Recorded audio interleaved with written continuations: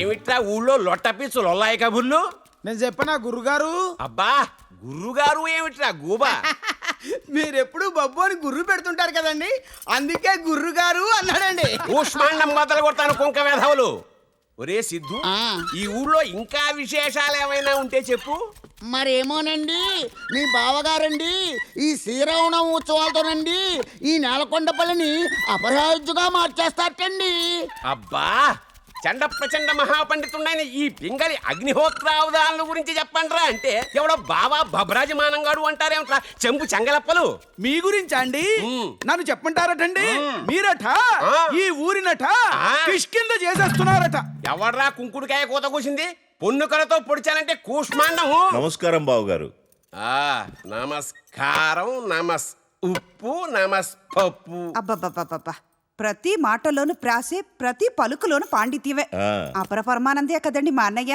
అలాగే కానీ నాకు ఆ పరమానందయ్య అంటే పరమ చిరాకు.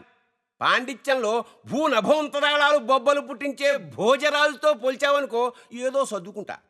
భోజరాజు కన్నా భోజనరాజు అంటే బాగుంటుందేమో. గుండు మీద గుద్దానంటే కూష్మాండం కుప్ప కూలుతుంది. పోవేధావాయ్. కూష్మాండం బావగారు, మా కోడలి పిల్ల ఎక్కడ? ఎలాగెలాగెలాగా కూష్మాండం బావా?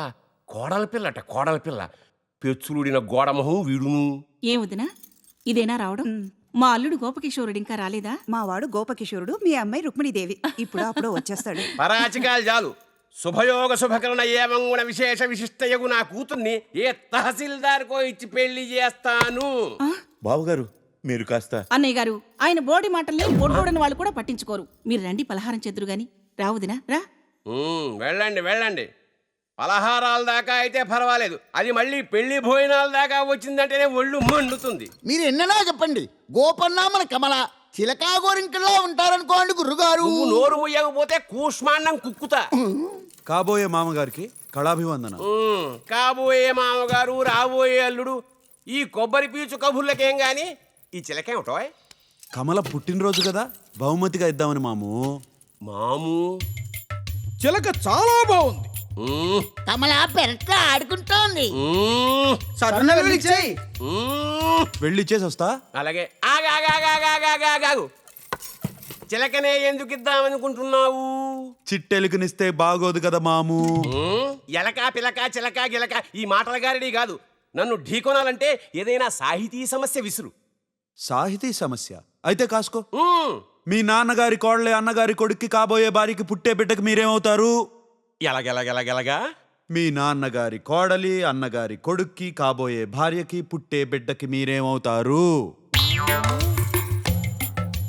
మా అన్నగారి కోడలికి అత్తగారి నాన్న విప్పలేరు, విప్పుతారు. ఎవడు విప్పిది ఆయన గోచినా? ఒకవేళ విప్పితే గోపన్న కమలకి మొగుడవుతాడు.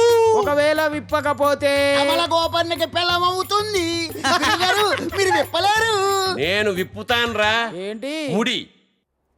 మీకివాళ రుక్మిణీ కళ్యాణం చూపిస్తాను. అలాగా? కంగారు పడకండి, ఆగండి. అబ్బా ఎంతసేపే? ఉండు, చూపిస్తా. ఇతగాడు గోపకిషోరుడు, ఈవిడ రుక్మిణీదేవి. ఇతగాడిపై మనసు పడింది. వీడు శిశుపాలుడు. రుక్మిణిపై కన్నేశాడు. రుక్మిణి కృష్ణుడి కబురు చేసింది. కృష్ణుడు వచ్చాడు. రుక్మిణిని చేపట్టి ఎత్తుకుపోతున్నాడు. శిశుపాలుడు అడ్డుకున్నాడు. కృష్ణుడి కోపంతో కత్తి తీసి